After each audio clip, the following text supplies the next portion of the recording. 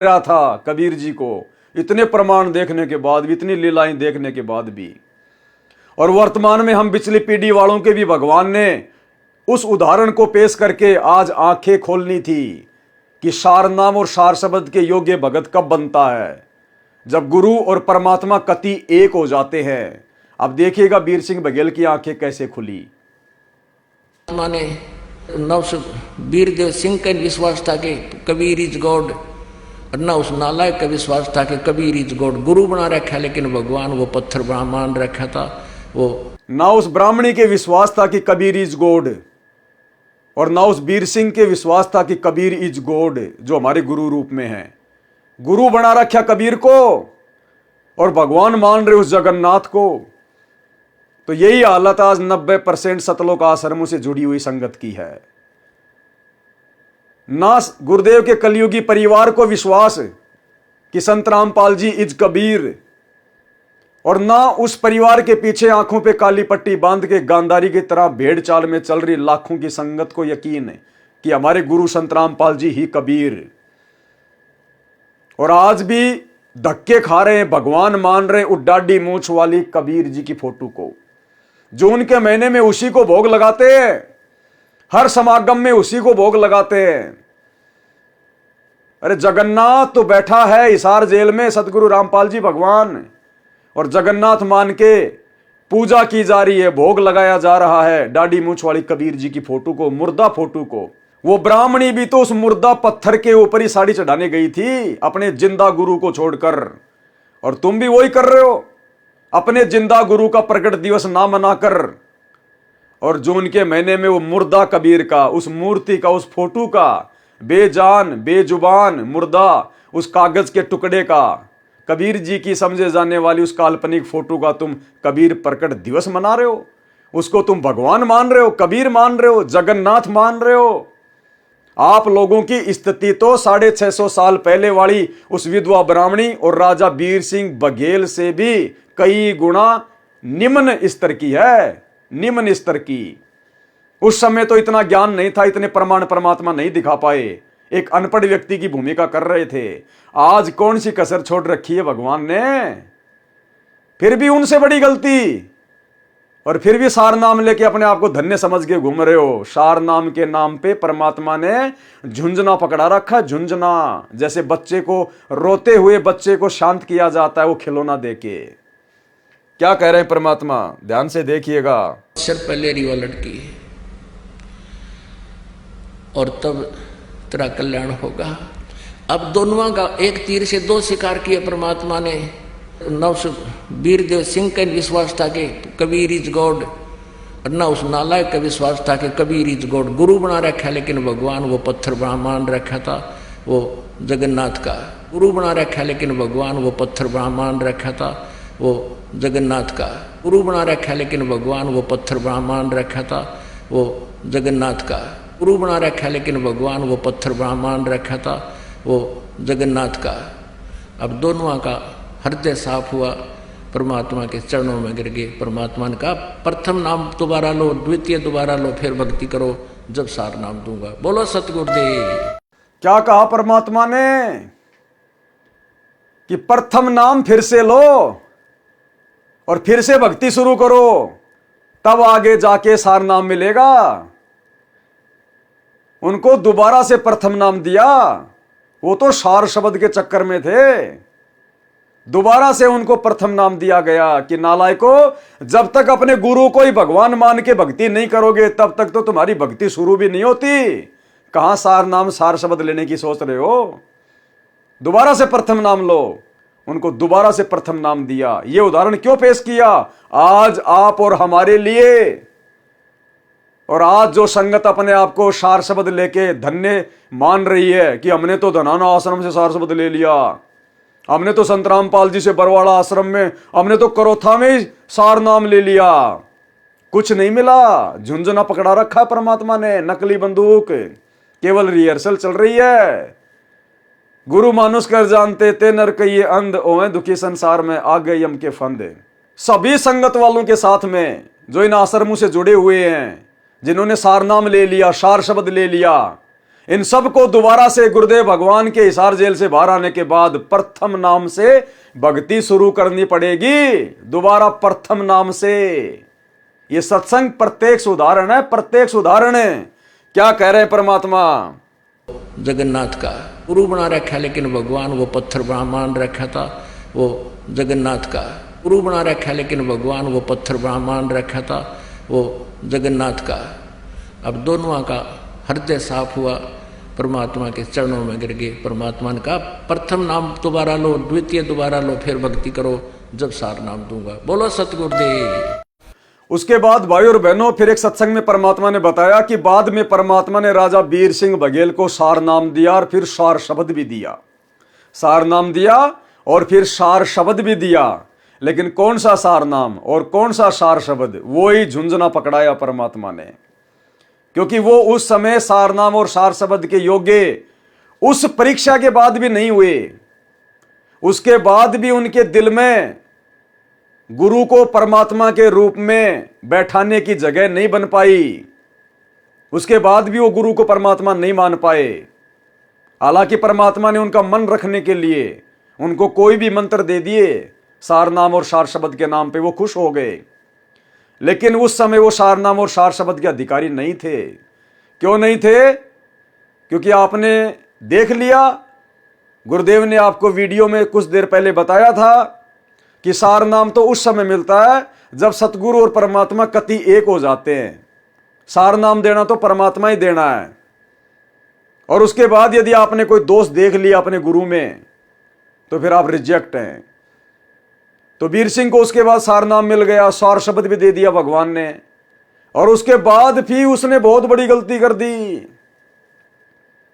उसके बाद अपने जीवन की सबसे बड़ी उसने गलती कर दी।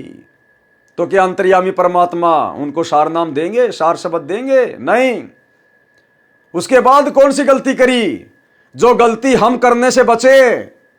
ये उदाहरण परमात्मा ने 650 साल पहले हम पिछली पीढ़ी वालों के लिए बनाए हैं। अरे 650 साल पहले परमात्मा ने सत्संग नहीं किए थे। भगवान ने आप और हम पिछली पीढ़ी वालों के लिए सत्संग तैयार किए थे उन घटनाओं के माध्यम से, ताकि हम वो गलतियां करने से बचे। और क्या गलती करी? यदि वो गलती हमने भी कर ली, मन में भी सोच लिया, तो उसी समय परमात्मा से दूर हो जाएंगे, चाहे कुछ भी ले रखा आपने। क्या गलती करी राजा वीर सिंह बघेल ने? उसके बाद जब परमात्मा 120 वर्ष अपनी लीला पूरी करके सह शरीर सतलोक को जाने वाले थे और मगर में परमात्मा लीला करने वाले थे, तो राजा वीर सिंह बघेल और बिजली खान पठान, जो कि दोनों उनके शिष्य थे, वो अपनी अपनी सेना लेके आ गए मगर में। कबीर परमेश्वर ने कहा, भाई राजा वीर सिंह, ये सेना किस लिए, ये सेना किस लिए लाए हो भाई? तो उन्होंने कहा, जी आपके शरीर छोड़ने के बाद में हम आपके शरीर का अंतिम संस्कार हिंदू रीति के अनुसार करेंगे। हम इन मुसलमानों को आपका शरीर नहीं देंगे। उधर से बिजली खान पठान ने कहा, उनके सैनिकों ने कहा, जी हम आपके शरीर छोड़ने के बाद में आपका शरीर इन काफिरों के हाथ में नहीं लगने देंगे। हम मुसलमान रीति से आपके शरीर का अंतिम संस्कार करेंगे।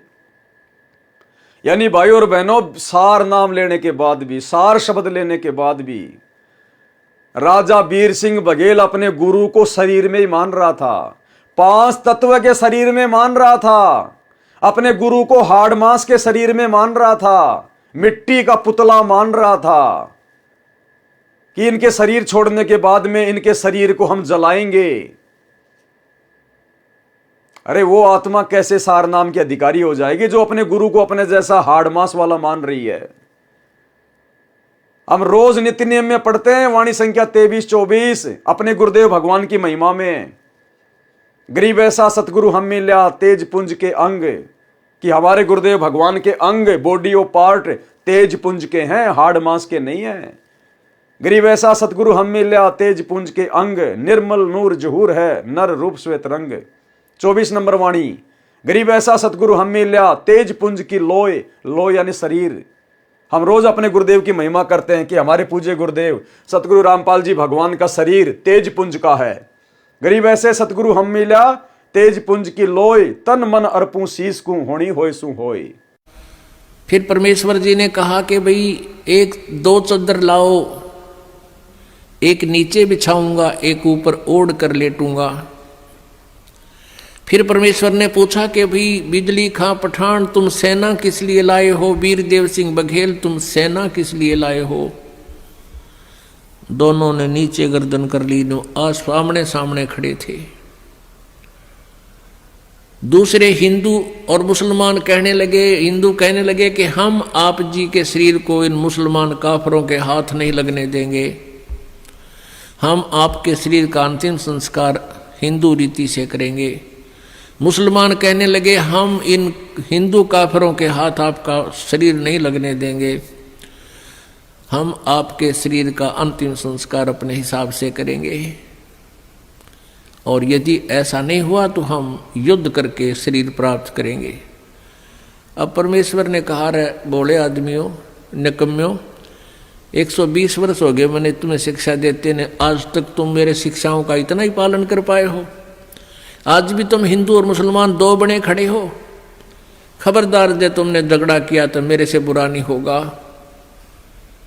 और सुन लो,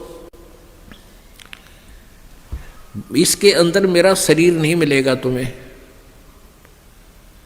लेकिन यह जच्चा ना थी उनके।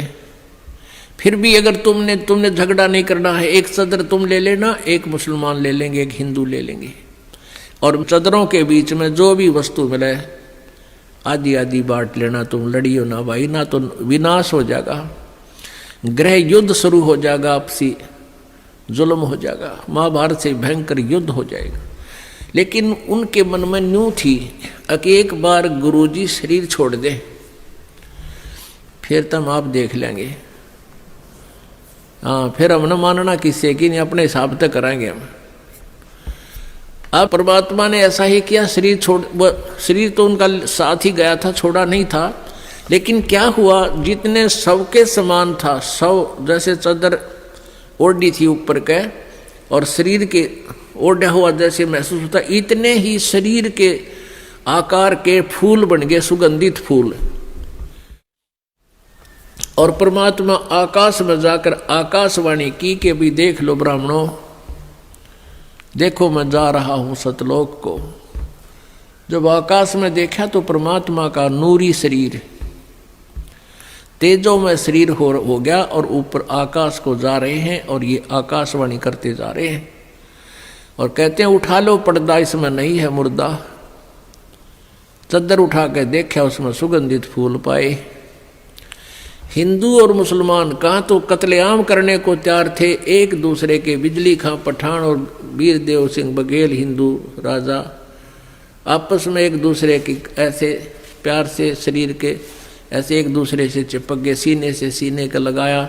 आपस में सब हिंदू मुसलमान एक दूसरे से सीने से लगकर ऐसे रो रहे हैं जैसे छोटे छोटे बच्चों की माँ मर जाती है, पिता मर जाता है, और रो रहे हैं और कह रहे हैं हम कति मूर्ख थे, हमने पहचाना नहीं, वो अल्लाह थे, खुदा थे, वो परमात्मा आए हुए थे। तो हम जब तक इनको शरीर में मानेंगे, यदि हमने अपने गुरुदेव भगवान को हाड़ मांस का मान लिया, 5 तत्व में मान लिया, अपने जैसा देही वाला मान लिया, उसी समय हमारी भक्ति बर्बाद। हम उस शब्द के योग्य नहीं हो सकते। हमने इनको विदे मानना पड़ेगा, ये है भी विदे और मानना भी पड़ेगा। यदि आपने इनको मां के गर्भ से जन्म लेकर आया हुआ मान लिया, माता पिता की बूंद से पैदा हुआ मान लिया, आप भक्ति के योग्य नहीं हैं। आपकी सारी भक्ति बर्बाद, आपकी भक्ति शुरू भी नहीं है। गुरु को मानुष मानने वाले की तो भक्ति शुरू भी नहीं होती है। तो सोचिए राजा वीर सिंह बघेल को कहां से सार नाम दिया होगा ओरिजिनल, कहां से परमात्मा ने सार शब्द दिया होगा अंतर्यामी ने।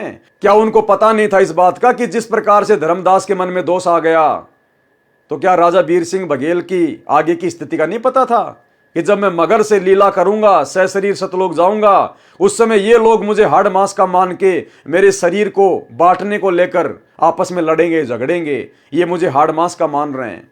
तो परमेश्वर कैसे सार शब्द दे देगा? वो तो योग्य नहीं थे, अधिकारी नहीं थे। तो भाई और बहनों, उस समय किसी को भी भगवान ने सार नाम सार शब्द नहीं दिया। सार नाम और सार शब्द प्राप्त करने के लिए सारी कंडीशन, सारी शर्तें आप जीव को बता दी गई हैं, परमात्मा के ही सत्संगों के उदाहरण दे देकर। अब बात करेंगे वर्तमान में 13वें यथार्थ कबीर पंथ में, संत रामपाल जी के 13वें कबीर पंथ में, कि वास्तव में सार नाम या सार शब्द किसी को दिया है या नहीं दिया वर्तमान तक। क्या वो तमाम कंडीशन भगत लोग फॉलो कर रहे हैं या नहीं कर रहे हैं? और जो ये कहते हैं कि मेरे को सार नाम मिल गया संत रामपाल जी से, मेरे को सार शब्द मिल गया, तो वो कितना सच बोल रहे हैं? या गुरुदेव भगवान ने उनको वास्तव में ओरिजिनल सार नाम या सार शब्द दिया है, या उनको भी झुंझुना ही पकड़ा रखा है खेलने के लिए, मन बहलाने के लिए? तो बात करते हैं सबसे बड़े परम भगत की, संत रामपाल जी के सबसे बड़े परम भगत, जो कि दादा गुरुदेव आदरणीय राम देवानंद जी से भी नाम उपदेश प्राप्त थे। उसके बाद उन्होंने सन 1994 के बाद सतगुरु रामपाल जी से उपदेश प्राप्त कर लिया, और 2-3 वर्षों में ही फिर उसने सार नाम प्राप्त कर लिया। नाम है महेंद्र, सतगुरु रामपाल जी का छोटा भाई।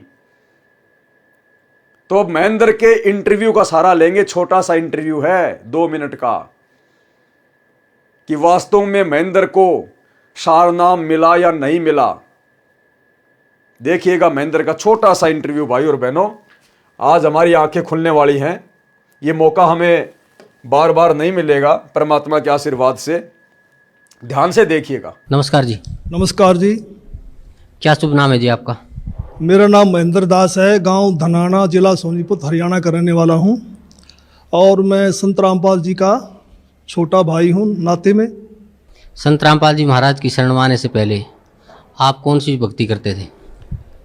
वैसे तो भक्ति की रुचि बचपन से ही थी, फिर महाराज जी का बचपन से ही साथ मिलने से हनुमान जी की भक्ति, भगवान शिव के व्रत रखना, शिवलिंग पे जल चढ़ाना, वह भगवान विष्णु जी को विशेष रूप से मानता था, भगवान श्री कृष्ण जी को, जो आम हिंदू लोग करते हैं वही भक्ति हम करते थे। फिर मैं नौकरी लग गया, गुरु जी संत रामपाल जी से मैं दूर हो गया। मैं चंडीगढ़ रहा 8 साल, वहाँ जाकर के वो रुचि भी खत्म हो गई। संत रामपाल जी महाराज की शरण में कैसे आए? फिर मैं 1991 में मैं चंडीगढ़ से रोहतक आ गया, और एसपी रोहतक का मैं ड्राइवर लग गया। मेरी पुलिस डिपार्टमेंट में नौकरी थी, और महाराज जी पहले सिरसा वगैरह में पोस्टेड थे, जूनियर इंजीनियर की, और गुरुजी फिर रोहतक में पोस्टेड हो गए। गुरुजी, और फिर मिलना जुलना शुरू हो गया। और गुरुजी लंच टाइम में मेरे पास रोजाना आते थे, लगभग 4 महीने लगातार आए, और सत्संग की, भक्ति की बातें बताने लगे कि भक्ति करनी चाहिए, भक्ति से दुख दूर होते हैं, सुख मिलता है, मोक्ष मिलता है। लेकिन मेरी रुचि विशेष नहीं थी, और मैं महाराज जी को मना भी नहीं कर सकता था, मेरे पास क्यों आए, क्योंकि बड़े भाई साहब थे। तो मैं अंदर से दुखी बहुत था कि रात को ड्यूटी करते हैं, दिन में ये आगे बैठ जाते हैं। लेकिन एक दिन मैंने कह ही दिया कि भक्ति में कुछ नहीं रखा, काम करो और बच्चों का पालन पोषण करो, इससे बड़ी कोई भक्ति नहीं है। फिर गुरु जी ने धीरे धीरे आना बंद कर दिया। पुण्यात्माओं, ये होते हैं काल के एजेंटों के लक्षण। खुद पूर्ण ब्रह्म परमात्मा सतगुरु रामपाल जी भगवान अपने मुख कमल से जिस व्यक्ति को बार बार जाकर समझा रहे हैं, कई महीनों तक समझाया और इसकी समझ में नहीं आया, और एक दिन इसने दुखी होकर संत रामपाल जी से, अपने बड़े भाई से कह दिया कि जी भक्ति में कुछ नहीं रखा, कोई लेना देना नहीं है, अपने बाल बच्चों की सेवा पानी करो, अपना काम धंधा करो, इससे बढ़कर कोई भक्ति नहीं है। उसके बाद में संत रामपाल जी ने धीरे धीरे इसके पास जाना छोड़ दिया। भाई और बहनों, परमात्मा कहते हैं ज्ञानकार गाम का चमका सा होता है। जो परमेश्वर के युगों युगों के अंश होते हैं ना, जो विशेष आत्मा होती है, तो ज्ञानकार गाम का चमका सा होता है। एक छोटा सा सत्संग जिसमें गुरुदेव कह रहे हैं कि ज्ञानकार गाम का चमका सा होता है, अगर समझ गए तो ठीक है, नहीं तो फिर चिकने घड़े हो जाओगे, फिर बात लवे को नहीं लागे। तो भाई और बहनों, ये महेंद्र उन आत्माओं में नहीं है जो परमेश्वर की विशेष आत्माएं हैं। इसको जबरदस्ती भक्ति मार्ग पर लगाया गया है, जबरदस्ती। सुनिए सत्संग। एक समय की बात, और सत्संग जो है एक दिन का बतेरा हो लागना होता है। जैसे आम भाषा में कहा करो ना भाई, गामकार ज्ञान का तो चमकाए साहू से, थोड़े में लाग जाया करो, अल्लाह तो भाई फिर नहीं लगता, चाहे सारी उम्र फिर तो चिकने गड़े हो जाएंगे। अब आगे सुनिए महेंद्र जी का इंटरव्यू। आगे महेंद्र जी क्या कह रहे हैं। अपने गुरुदेव को तो इन्होंने मना कर दिया, अपने भाई को तो इन्होंने मना कर दिया कि कुछ नहीं रखा भक्ति में, अपने बच्चों की सेवा पानी करो, इससे बड़ी कोई भक्ति नहीं है। उसके बाद गुरुदेव ने भी जाना छोड़ दिया। और गुरुजी लंच टाइम में मेरे पास रोजाना आते थे, लगभग 4 महीने लगातार आए और सत्संग की भक्ति की बातें बताने लगे कि भक्ति करनी चाहिए, भक्ति से दुख दूर होते हैं, सुख मिलता है, मोक्ष मिलता है। लेकिन मेरी रुचि विशेष नहीं थी और मैं महाराज जी को मना भी नहीं कर सकता था कि मेरे पास क्यों आए, क्योंकि बड़े भाई साहब थे। तो मैं अंदर से दुखी बहुत था कि रात को ड्यूटी करते हैं, दिन में ये आगे बैठ जाते हैं।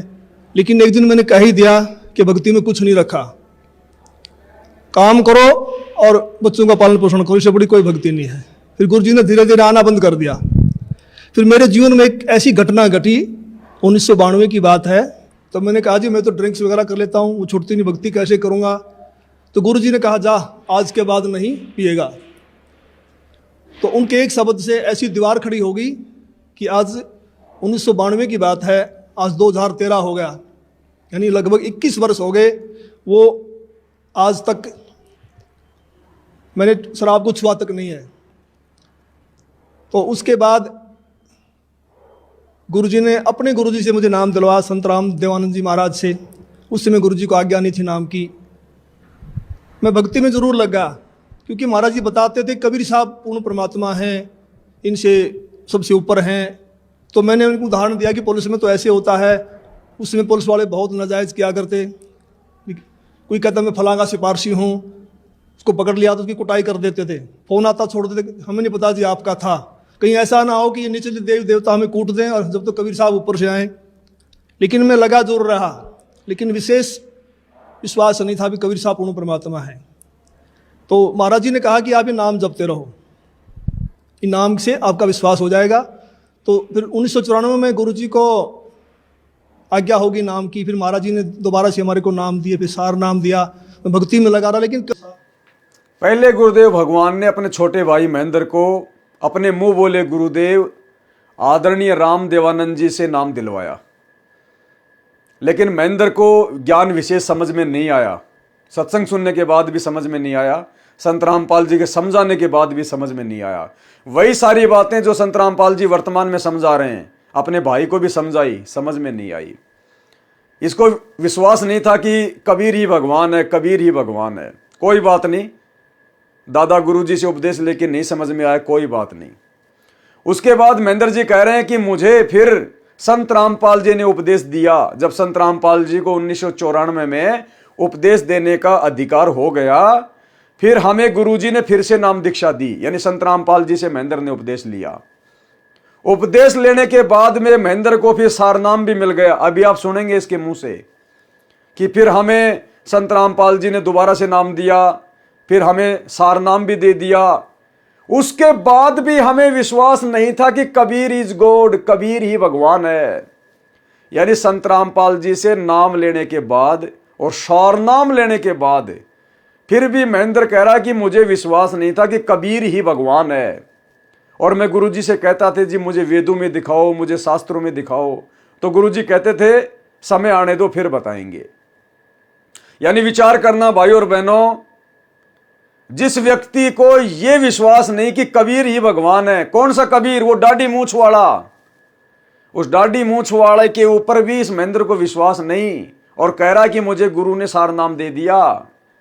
आप समझ सकते हो कौन सा सार नाम दिया होगा गुरुजी ने? झुंझुने वाला सार नाम। सुनो इसके मुख से कि सार नाम लेने के बाद भी मुझे विश्वास नहीं था कि कबीर ही भगवान है। फोन आता छोड़ देते, हमें नहीं पता जी आपका था। कहीं ऐसा ना हो कि ये निचले देव देवता हमें कूट दें और जब तो कबीर साहब ऊपर से आए। लेकिन मैं लगा जरूर रहा, लेकिन विशेष विश्वास नहीं था भी कबीर साहब पूर्ण परमात्मा है। तो महाराज जी ने कहा कि आप ये नाम जपते रहो, इन नाम से आपका विश्वास हो जाएगा। तो फिर 1994 में गुरु जी को आज्ञा होगी नाम की। फिर महाराज जी ने दोबारा से हमारे को नाम दिए, फिर सार नाम दिया। मैं भक्ति में लगा रहा। लेकिन कबीर साहब के बारे में मैं पूछता था कि वेदों में दिखाओ, गीता जी में दिखाओ। तो महाराज जी कहते समय आने तो सब कुछ दिखाऊंगा मैं, अब ये करते रहो। सुन लिया भाई और बहनों, गुरुदेव के छोटे भाई का इंटरव्यू, कितना जबरदस्त पॉइंट है। संत रामपाल जी से भी नाम ले लिया 1994 में, और फिर कह रहा है कि मुझे सारनाम भी दे दिया गुरुजी ने, लेकिन मुझे विश्वास नहीं था कि कबीर ही भगवान है। और मैं गुरुजी से कहता था कि जी मुझे वेदों में दिखाओ, शास्त्रों में दिखाओ, तो गुरुजी ने कहा कि समय आने पे दिखाएंगे। जिस व्यक्ति को यह विश्वास नहीं कि कबीर ही भगवान है, अरे संत रामपाल जी ही कबीर है, ये तो छोड़ दीजिए, वो दाढ़ी मूछ वाला कबीर ही भगवान है, जिसको यह भी विश्वास नहीं, भला उसको सारनाम गुरुजी देंगे क्या? अब गुरुजी क्या कह रहे हैं, पिछले वीडियो में तो राजा बीर सिंह बघेल वाले में तो आपने देख ही लिया कि जब तक गुरु को भगवान नहीं मानोगे तब तक आप सारनाम के अधिकारी नहीं। और यहां तो महेंद्र जी नकली कबीर को भी कबीर नहीं मान रहे, दाढ़ी मूछ वाले के ऊपर भी विश्वास नहीं इनका, और कह रहा मुझे गुरुजी ने सारनाम दे दिया। अब गुरुजी क्या कह रहे हैं, सारनाम किसको दिया जाता है, सारनाम के लिए कौन अधिकारी है, उस 3 मंत्र को लेने का अधिकारी कौन है? गुरुदेव कह रहे हैं जिसकी नस नस में, ध्यान से सुनना भाई और बहनों, ये मौका नहीं मिलेगा फिर दोबारा। गुरुदेव कह रहे हैं ये 3 नाम का मंत्र, ये सारनाम, ये तो उसको दिया जाता है जिसकी नस नस में, यानी शरीर के बाल बाल में, रोम रोम में ये पक्का विश्वास हो जाए कि Kabir is God, Kabir is God, Kabir is God. तो बताओ फिर महेंद्र को कैसे सारनाम दे दिया होगा गुरुदेव ने ओरिजिनल, जिसको यह भी विश्वास नहीं कि Kabir is God, Kabir is God. अब गुरुदेव क्या कह रहे हैं, कहते हम बैरागी ब्रह्म पद सन्यासी महादेव, सो हम मंत्र दिया शिव जी को करे हमारी सेव। तो ये परमात्मा ने उनके उद्धार के लिए, मोक्ष तो ये नहीं प्राप्त कर सकते क्योंकि मोक्ष तो 3 मंत्र से होगा, और 3 मंत्र का अधिकारी वो होगा जो परमात्मा की सच्ची कथा, पूरी सृष्टि रचना पर पूर्ण परमात्मा कौन है इस पर विश्वास कर लेगा। सारनाम, ये जो 3 मंत्र का जाप उसी को दिया जाता है जिसकी नस नस में, अर्थात पूर्ण रूप से जिसका विश्वास परमात्मा पूर्ण ब्रह्म कबीर भगवान में हो जाता है कि वही मोक्षदायक है, उसी की पूजा से पूर्ण मोक्ष होता है, और अन्य भगवानों की सतीथि से वो परिचित हो जाता है। ये भगवान नाशवान है, अविनाशी नहीं है, और इनकी साधना से जीव को इतना लाभ होता, स्वर्ग गया, फिर मृत्यु, फिर स्वर्ग गया, फिर नीचे आया, फिर स्वर्ग गया, फिर 83 लाख योनियों भोगी। इस तरह का ये रहट जैसा कुआं, अर्थात ये चक्र अन्य भगवानों की साधनाओं से चलता ही रहेगा। तो क्या कह रहे हैं गुरुदेव, भगवान क्लियर कर दिया परमात्मा ने कि सारनाम का अधिकारी कौन भगत होता है। 3 मंत्र अर्थात सारनाम जाप उसी को दिया जाता है जिसकी नस नस में कबीर जी पर विश्वास हो जाता है, जिसकी नस नस में ये समा जाए कि कबीर इज गॉड। और महेंद्र कह रहा है कि मुझे तो सारनाम लेने के बाद भी विश्वास नहीं था कि कबीर ही भगवान है, कबीर ही भगवान है। गुरुजी मुझे वेदों में दिखाओ, मुझे पुस्तकों में दिखाओ। तो सोचिए भाई और बहनों, इस पूरे सतलोक आश्रम मैनेजमेंट हरियाणा को वो डमी सारनाम मिला हुआ है, झुंझुना पकड़ा रखा है गुरुदेव ने, झुंझुना। ये लोग तो आज भी गुरु को मानुष मानते हैं। आज 2024 में भी इनकी स्थिति ये है कि संत रामपाल जी तो बैठे हिसार जेल में, जगन्नाथ तो बैठा हिसार जेल में, और ये इन आश्रमों में धक्के खाते फिरते हैं। एक कागज के टुकड़े को, कबीर की फोटो को जगन्नाथ मान के उसका प्रकट दिवस मना रहे हैं। ये तो आज भी कलयुग की पिछली पीढ़ी में 30 साल से इतना ज्ञान लेकर वो राजा बीर सिंह और वो विधवा ब्राह्मणी जैसी गलती कर रहे हैं। तो इनको तो भाई और बहनों दोबारा से प्रथम नाम लेना पड़ेगा, दोबारा से प्रथम नाम। तो भाई और बहनों, हमारी आंखें खुल जानी चाहिए। जब तक हम अपने गुरु को ही कबीर नहीं मानेंगे, पूर्ण ब्रह्म परमात्मा नहीं मानेंगे और वैसा ही व्यवहार उनके साथ नहीं करेंगे, तब तक तो भाई और बहनों हम प्रथम मंत्र से भक्ति शुरू करने के भी अधिकारी नहीं है। इन आश्रमों में जो सारनाम और सार शब्द के नाम पे जो ड्रामा किया जा रहा है, भक्तों को एक एक पाठ और एक एक लाख रुपए के नाम पर जो लूटा जा रहा है ना, ये सब ड्रामेबाजी है। धर्म को धंधा बनाया जा रहा है। ये तत्व ज्ञान की भक्ति है। ये युगों युगों से परमात्मा हम नीचों के लिए इतना दुखी, इतना परेशान हो रहा है, दर दर की ठोकर खा रहा है, 2 कोड़ी के जीवों की गालियां खा रहा है, मार सहन कर रहा है। ये सहज में आलू टमाटर की तरह सार नाम सार शब्द बांटने के लिए 4 युगों से परमात्मा इतना संघर्ष नहीं कर रहा।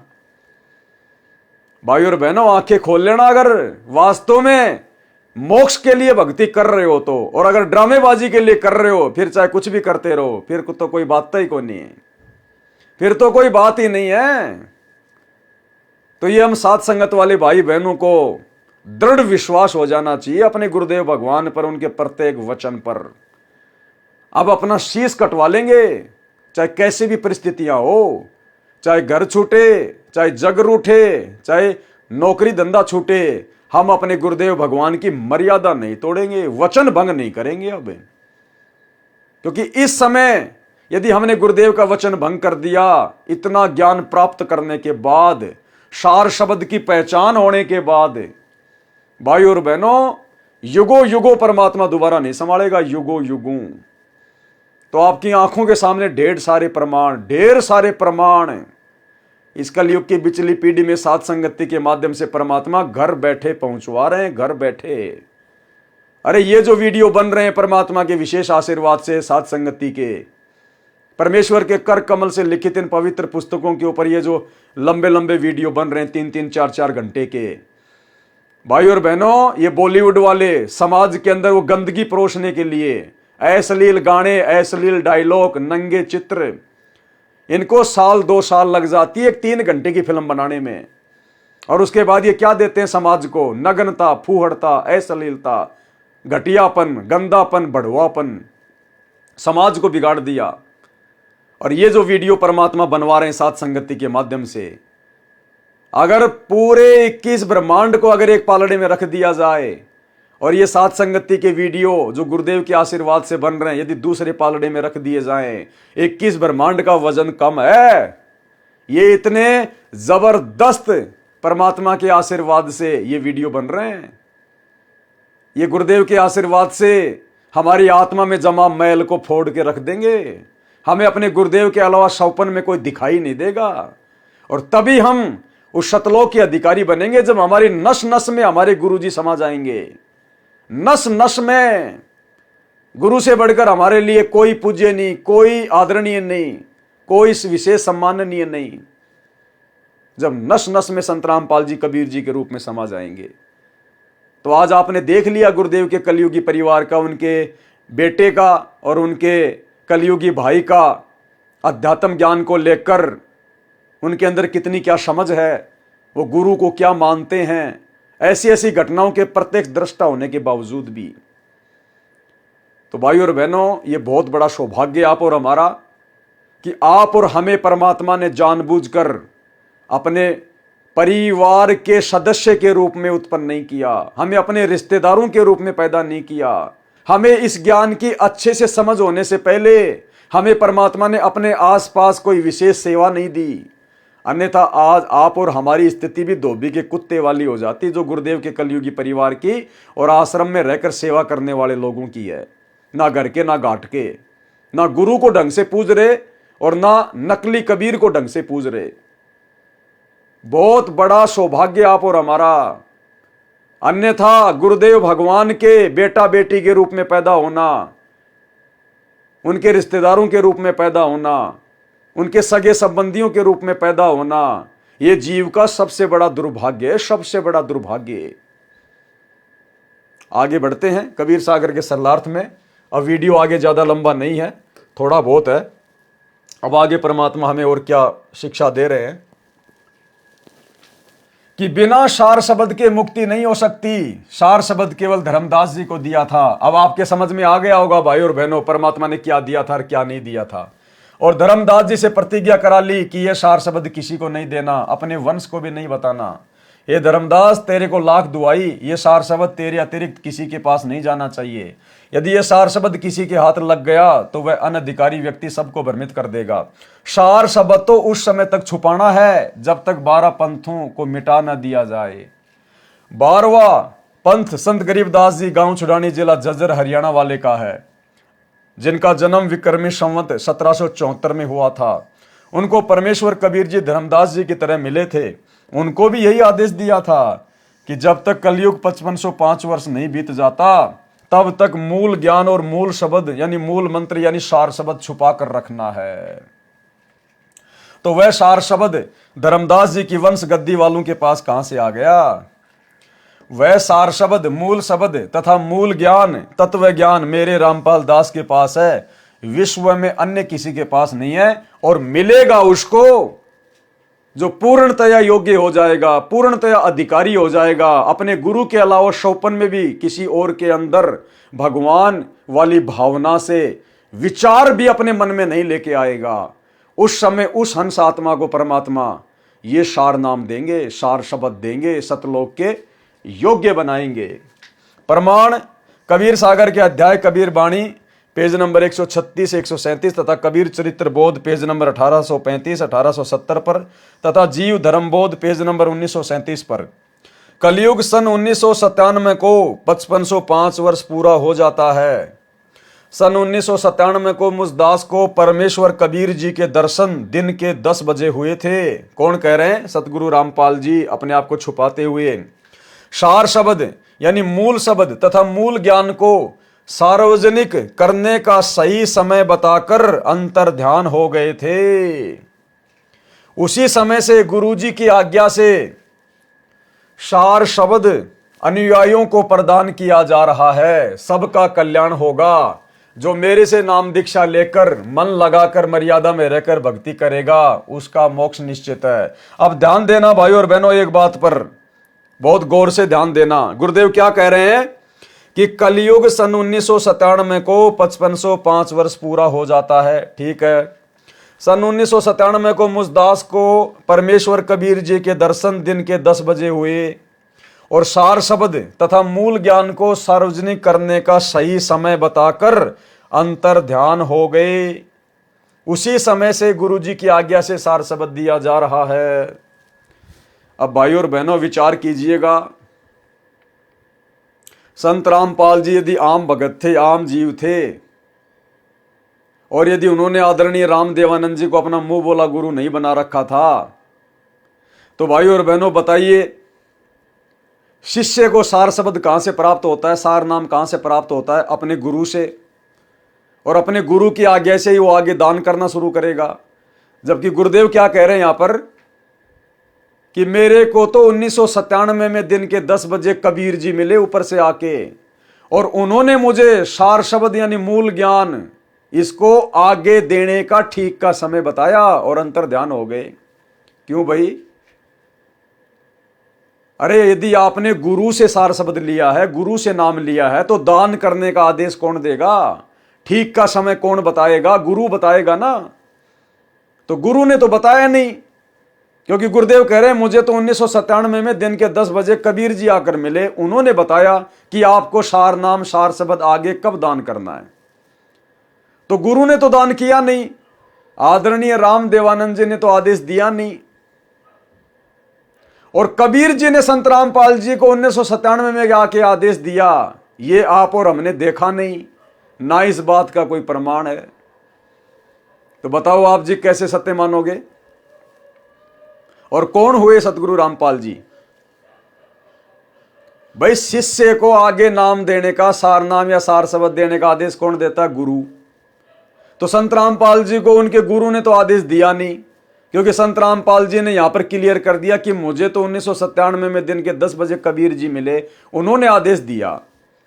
तो आदरणीय रामदेवानंद जी ने तो संत रामपाल जी को आगे सार नाम दान करने का आदेश दिया नहीं, और कबीर जी ने संत रामपाल जी को आकर आगे सार नाम देने का आदेश दिया। ये आप और हमने देखा नहीं, किसी ने नहीं देखा, और ना इस बात का कोई प्रमाण है। अगर है तो बता दीजिए। कोई प्रमाण नहीं है। इसका मतलब क्या हुआ कि संत रामपाल जी खुद ही कबीर परमात्मा है। और जैसा आपने इस वीडियो की शुरुआत में ही पढ़ा था और देखा था, क्या देखा था, अब आपको समझ में आएगा। अब आपको बताते हैं कि शुरू में आपने क्या देखा था। नोत्तम सुरति मेरा निज वचन, यानी उसको पूर्ण मोक्ष मंत्र का अधिकार है। अरे जब नोत्तम सुरति खुद संत रामपाल जी हैं, तो कैसे तो उनको उनके गुरु आदेश देंगे, और कैसे दिन के 10 बजे 1997 में कोई ऊपर से कबीर जी आके आदेश देगा। जिनको खुद ही अधिकार है, उसको पूर्ण मोक्ष मंत्र का अधिकार है, जिसको स्वयं अधिकार है, उसको भला दूसरा अधिकार देने के लिए कौन आएगा। तो संत रामपाल जी खुद कबीर भगवान है, कबीर परमेश्वर है, ये खुद ही नौतम सुरती है। ये हर युग में अपने आप को छुपाकर इसी प्रकार से लीलाएं करता है परमात्मा। अनंत कोटि लीलाएं हैं परमेश्वर की। इस पिछली पीढ़ी में परमेश्वर खुल्लम खुल्ला नहीं बताएगा कि मैं खुद ही भगवान हूं, मैं कबीर हूं। ये ज्ञान परमात्मा ने 30 साल तक क्यों दिया? इसीलिए दिया कि बच्चों ज्ञान से पहचान करो, ज्ञान से ज्ञानी बनोगे, विद्वान बनोगे, तभी सतलोक जा पाओगे। तो भाई और बहनों, गुरुदेव भगवान की बहुत बड़ी मेहर, बहुत बड़ी दया, जो परमेश्वर ने इस ठीक के समय में आप और हमारे ऊपर इतनी जबरदस्त दया कर दी है साथ संगति के माध्यम से। परमात्मा अध्यात्म से संबंधित किसी भी प्रकार की कमजोरी अपनी उन विशेष आत्माओं के अंदर नहीं छोड़ेंगे, जिन आत्माओं को परमात्मा ने साथ संगति से जोड़कर सतलोक के लिए इसी जन्म में तैयार करना है। तो ये आप और हमारा परम सौभाग्य है पुण्यात्माओं, जो हम परमात्मा के विशेष कृपा पात्र वर्तमान में हैं, जो परमेश्वर ने हमें साथ संगति से जोड़ दिया, अपनी भक्ति से जोड़ दिया। हमें अपने गुरुदेव भगवान के बारे में जानकारी मिल रही है, उनके परमेश्वर होने के विषय में जानकारी मिल रही है। क्यों? सबसे बड़ा हमारा सौभाग्य कि हम परमेश्वर के बेटा बेटी के रूप में नहीं जन्मे, हम परमेश्वर के इर्द गिर्द उनके रिश्तेदारों के रूप में नहीं जन्मे, हम परमेश्वर के पास उनके साथ में विशेष सेवादार के रूप में नहीं रहे। अन्यथा हम भी बिगड़ जाते, हमारी बुद्धि पे भी आज काल बैठा होता, हमें भी संत रामपाल जी के विषय में कै खे गए का भी ज्ञान नहीं होता, जैसा कि उनके बेटे को ज्ञान नहीं, उनके भाई को ज्ञान नहीं, किसी भी कोऑर्डिनेटर को ज्ञान नहीं, उनके परिवार वालों को ज्ञान नहीं, बड़े बड़े परम भक्तों को ज्ञान नहीं। सब के सब आज भी गुरु को मानुष मानते हैं। और ये मनोज जी अपने इंटरव्यू में एक जगह कह रहे हैं कि मेरा और मेरे भाई साहब का और मेरी बहनों का और मेरी माता जी का बहुत बड़ा सौभाग्य कि हम संत रामपाल जी के परिवार से हैं। यानी संत रामपाल जी के परिवार में पैदा होने को लेकर मनोज कह रहा है कि हमारा बहुत बड़ा सौभाग्य है कि हम संत रामपाल जी के परिवार में पैदा हुए हैं। आध्यात्मिक दृष्टि से तो यह सबसे बड़ा दुर्भाग्य है, सबसे बड़ा दुर्भाग्य। दीपक के नीचे हमेशा अंधेरा रहता है। पंडित और मसालची दोनों सूझे नाई, औरों को कर चांदना रह आप अंधेरे माई। और परमेश्वर कहते हैं करनी तज कथनी कथ है अज्ञानी दिन रात, कुकर ज्यों भोकत फिर सुनी सुनाई बात। तो ये इन आत्माओं का भाई और बहनों सबसे बड़ा दुर्भाग्य। देखो सौभाग्य भी होता है, सौभाग्य तो इसलिए कहा जाता है कि परमात्मा उन आत्माओं को एक मौका देता है। क्यों? क्योंकि वो काल प्रेरित आत्माएं होती हैं। जो आत्माएं सतगुरुदेव के आसपास जो पैदा होती हैं, उनके बेटा बेटी के रूप में, उनके रिश्तेदारों के रूप में, भाई बंधुओं के रूप में, वे आत्माएं विशेष काल प्रेरित आत्माएं होती हैं, काल के द्वारा भेजी गई होती हैं उनके मार्ग में गंदगी फैलाने के लिए। लेकिन परमेश्वर उन आत्माओं को भी एक मौका देता है। हो सकता है उनका सौभाग्य जाग जाए, वो सतगुरु के वचनों की चोट खाकर संभल जाएं। जिस प्रकार 650 साल पहले संगत यही सोचा करती थी कि कमाल का तो सौभाग्य है भाई, अरे कमाल का तो परम सौभाग्य है भाई, अरे गुरुजी के परिवार में उनका बेटा बन के भक्ति कर रहा है, जैसी सेवा कमाल करता है ऐसे तो कोई नहीं करता। अहंकारी हो गया, घमंड हो गया, मान बढ़ाई छा गई, अपना बहुत बड़ा सौभाग्य समझने लग गया, जबकि वो तो सबसे बड़ी दुर्भाग्यशाली आत्मा थी। आगे चल के गुरुदेव ने क्या बताया कि वो कमाल कौन था? वो काल के द्वारा अपना मृत्यु अंधा नाम का एजेंट भेजा गया था। लेकिन परमात्मा ने फिर भी उसको मौका दिया, क्योंकि चाहे एजेंट हो चाहे कोई दलाल हो काल का, है तो इस कबीर भगवान की आत्मा। तो परमेश्वर ने उसको मुर्दे से जिंदा किया, अपने पास में रखा अपने बेटे की तरह, कि हो सकता है मेरे साथ में रहेगा, सत्संग सुनेगा तो काल प्रेरणा हट जाएगी और जीव आत्मा संभल जाएगी। लेकिन काल को जीव कहीं नहीं माने, कोट सुने जो ज्ञाना, और जैसे लाख अग्नि में पिंगले बिछुड़ते काट समाना। उस कमाल पे सतगुरु के वचनों का कोई असर नहीं हुआ, अंत में गुरुद्रोही घोषित हुआ। परमात्मा की अनेकों आत्माओं को परमात्मा से तोड़ा। तो भाई और बहनों, ठीक इसी प्रकार वर्तमान में गुरुदेव भगवान के बेटा बेटी ये सब काल प्रेरित आत्माएं हैं। और जितना गंदा सतगुरु रामपाल जी के भक्ति मार्ग को बरवाला कांड से पहले और बरवाला कांड के बाद जो पहाड़ जैसी बड़ी बड़ी गलतियां कर दी हैं, आप जी सवते समझ गए होंगे कि ये सतगुरु प्रेमी आत्मा है या काल प्रेरित आत्माएं हैं। लेकिन परमात्मा उन काल प्रेरित आत्माओं को भी मौका देता है, लेकिन वो आत्मा मौके का फायदा नहीं उठा पाती, जैसे कमाल ने नहीं उठाया, और अंत में वो काल के दूत ही साबित होते हैं। तो भाई और बहनों, ठीक इसी प्रकार ये मनोज जी का इंटरव्यू 1 मिनट का संगत को इंप्रेस करने के लिए कि सौभाग्य मेरी माता जी का, सौभाग्य मेरे भाई साहब का, यानी मेरे बड़े भाई का, मेरी बहनों का, कि हम संत रामपाल जी के परिवार में पैदा हुए हैं। और इस वीडियो में उनकी भंडारे में सेवा करते हुए फोटो दिखाई जा रही हैं, संगत को इंप्रेस किया जा रहा है।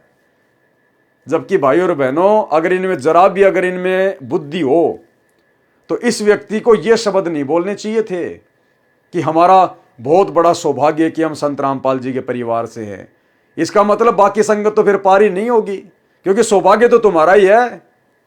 अरे सौभाग्य तो तुम्हारा ही है, बाकी तो औरों का सौभाग्य नहीं है। ये लाखों की करोड़ों की संगत जो जुड़ी हुई है, जो संत रामपाल जी के शरण में आ गई, क्या उनका सौभाग्य नहीं है? तुम्हारे मुख से ये बातें अच्छी नहीं लगती भाई। भले आप लोग काल प्रेरित हैं, लेकिन संत रामपाल जी के परिवार से हैं। इस प्रकार की बातें यदि संगत में कोई अन्य सुनेगा तो क्या विचार करेगा? अरे हमारे गुरुदेव तो समदृष्टि हैं। सतगुरु के लक्षण 4 बखाना। प्रथम वेद शास्त्र को ज्ञाना, दूजे हरि भक्ति मन कर्म वचन बानी, तीजे वेद विधि सब कर्मा, और चौथे समदृष्टि जाना। ये 4 गुरु गुण जाना। ये 4 जो है ये लक्षण बताए सतगुरु के। चौथा लक्षण है वो समदृष्टि होगा। तो भाई आप कैसे अपने आप को विशेष सौभाग्यशाली कह रहे हो? गुरुदेव तो सबको समान दृष्टि से देखते हैं। उनके लिए तो ना कोई दुर्भाग्यशाली है ना कोई सौभाग्यशाली है। जो मर्यादा में रह के भक्ति करता है वो सबसे बड़ा सौभाग्यशाली है। और मर्यादा तुम लोगों के आसपास भी नहीं है। तुम तो सबसे बड़े दुर्भाग्यशाली हो संत रामपाल जी के लिए। तुम खुद तो डूबे सो डूबे, और 2014 बरवाला कांड के बाद पहाड़ जैसी गलतियां करवा के संगत को भी ले डूबे। तो देखना भाई और बहनों, इनको ये भी नहीं पता कि हम क्या बोल रहे हैं। हमारे इन शब्दों से अन्य संगत वालों पे क्या असर पड़ेगा। और आध्यात्मिक दृष्टि से संत रामपाल जी के परिवार से, उनके बेटा बेटी से बड़ा दुर्भाग्यशाली कोई नहीं। क्योंकि भाई और बहनों, ये बात आप पक्की समझ लेना, इन आत्माओं का इस जन्म में मोक्ष नहीं है। पहली बात तो ये सभी लोग 12वें पंथ से उपदेशी हैं, और 12वें पंथ का नियम है, द्वादश पंथ नाम जो ले ही हमारे मुख में आन समोई। वो काल के मुंह में रहेंगे, असंख्य जन्म तक मोक्ष प्राप्त नहीं कर सकते। दूसरा, फिर सतगुरु रामपाल जी ने इनको मौका दिया 13वें पंथ में नाम उपदेश देकर। उस मौके को भी इन्होंने गवा दिया पहाड़ जैसी गलतियां करके, संत रामपाल जी की मर्यादाओं की धज्जियां उड़ा के। तो इनसे बड़ी दुर्भाग्यशाली आत्मा धरती पर कोई नहीं है। और इस कबीर परमात्मा के भक्ति मार्ग में ये वंशवाद, ये परिवारवाद, ये भाई भतीजावाद बिल्कुल नहीं चलता, और वर्तमान में तो बिल्कुल भी नहीं चलेगा। आने वाले समय में तो बिल्कुल भी नहीं चलेगा। संत रामपाल जी के मार्ग में वंशवाद नहीं चलता, परिवारवाद नहीं चलता, क्योंकि इनका कोई परिवार नहीं है, इनका कोई वंश नहीं है। ये परमेश्वर है, सब इनके वचन के बेटा बेटी हैं, वचन के बच्चे हैं। और जो मर्यादा में रह के आजीवन भक्ति करेगा उसको परमेश्वर पार लगाएंगे। संगत अपनी नादानी से भले सोचे कि वो संत रामपाल जी का बेटा, वो संत रामपाल जी की बेटी, वो विशेष सेवादार। सतगुरु रामपाल जी समदृष्टि हैं, उनके लिए सब आत्मा एक समान है, चाहे चींटी हो, चाहे मनुष्य हो, चाहे भगत हो, चाहे जगत हो। फिर भी आप इनका 1 मिनट का इंटरव्यू सुन लीजिए, ताकि इनकी नादानी आपके सामने आ जाए कि ये लोग कितनी क्या अध्यात्म में समझ रखते हैं। सबसे पहले मैं आपके चैनल के माध्यम से बताना चाहूँगा कि यह हमारा सबसे बड़ा सौभाग्य है मेरे भाई बहनों का, मेरे परिवार का सबसे बड़ा सौभाग्य है कि हम संत रामपाल जी महाराज जी के घर में हमारा जन्म हुआ और संत रामपाल जी महाराज जी के परिवार में हम पैदा हुए। ये हमारा सबसे बड़ा सौभाग्य है जी। सबसे बड़ा सौभाग्य इनका। और 2014 में जैसे बरवाला कांड हुआ, 8 साल तक भगोड़ा बन के घूम रहा था, दर दर की ठोकरें खाता हुआ घूम रहा था, पुलिस से छुपता हुआ। ये सौभाग्य है? अरे 70 साल की उम्र में तुम्हारा बाप अवर्णनीय संघर्ष कर रहा है। नालायको, तुम कोई चोर थे क्या? तुम कोई डाकू थे क्या? बरवाला कांड में तुमने गलतियां की है क्या, जो पुलिस के डर से भगोड़ा बन के भाग गया अपने बाप को छोड़ के? अरे अगर तुम सच्चे थे, तुमने कोई गलती नहीं करी थी और वास्तव में अपने बाप को और उनके ज्ञान को समझ चुके थे, तो आपने तो उनके संघर्ष में कंधे से कंधा मिलाकर साथ देना चाहिए था। क्यों भगे आप आश्रम छोड़कर? क्यों भगोड़े बने? 8 साल तक खड़े रहते कि हम कोई चोर हैं क्या, हम कोई डकैत हैं क्या, हम भगत हैं, हम भी अपने बाप के साथ खड़े हैं, अपने गुरु के साथ खड़े हैं। और जाता जेल में क्यों 8 साल से भगोड़ा बन के घूमा? बड़े वाला, इसका बड़ा भाई साहब वीरेंद्र औरतों के कपड़े पहन के आश्रम से बाहर निकलने का प्रयास कर रहा था, पुलिस ने धर दबोचा। फिर कह रहे हमारा सौभाग्य, हम संत रामपाल जी के परिवार में जन्मे हैं। सबसे बड़ा दुर्भाग्य भाई और बहनों, सबसे बड़ा दुर्भाग्य। तो भाई और बहनों, परमात्मा हर प्रकार से हमारी हर भ्रमणाओं का निवारण करके रख देंगे साथ संगति के माध्यम से। ये परमात्मा की हमारे ऊपर विशेष वीआईपी रजा है, क्योंकि जब तक संगत की आस्था संत रामपाल जी के परिवार से नहीं हटेगी, उनके भाई बंधुओं से नहीं हटेगी, तब तक भाई और बहनों हम लाख जन्म भी पार नहीं हो सकते। क्योंकि इस भक्ति मार्ग में ये वंशवाद, ये परिवारवाद, ये भाई भतीजावाद, ये सबसे बड़ा रोड़ा, सबसे बड़ी बाधा है। और जब तक आप इनको संत रामपाल जी के बेटा बेटी समझते रहोगे, तब तक आप अपने गुरु को मानुष ही मानते रहोगे और कभी भी मोक्ष के अधिकारी नहीं बनोगे। तो बहुत बड़ी मेहर, बहुत बड़ी दया सतगुरु रामपाल जी परमेश्वर जी की, जिनके विशेष आशीर्वाद से भाई और बहनों आज हमें ये मौका मिला है। तो आज कबीर सागर के सरलार्थ के ऊपर हमारा 9 नंबर का वीडियो कंप्लीट हुआ। 9 नंबर का वीडियो कंप्लीट हुआ और कल रात्रि 8 बजे सभी भाई बहन लाइव जुड़िए और हम फिर कबीर सागर के सरलार्थ पेज नंबर 80 से शुरू करेंगे, कबीर परमेश्वर जी की काल से वार्ता। कल रात्रि 8 बजे हमारा लाइव वीडियो यहाँ से चलेगा। और भाई और बहनों, माफ़ी चाहता हूँ इतना लंबा वीडियो देने के लिए, लेकिन भाई और बहनों, जब तक बात कंप्लीट नहीं हो जाए उस विषय से संबंधित जिस विषय पर वीडियो बनाया जा रहा है, तो बात आधी अधूरी रह जाती है और फिर किसी भी वीडियो का सारांश तो वीडियो के लास्ट में निकलता है। तो थोड़ी सी हिम्मत अपने गुरुदेव भगवान से दंडवत करके मांगिए, प्रार्थना कीजिए और इस मौके का फ़ायदा उठाइए। तो आज के वीडियो में केवल इतना ही। गुरुदेव हम सबको आशीर्वाद दें, इजाज़त दें और कल रात्रि 8 बजे सभी भाई बहन फिर से लाइव जुड़िए। तब तक के लिए परमेश्वर का धन्यवाद। बंदी छोड़ सतगुरु रामपाल जी भगवान की जय हो।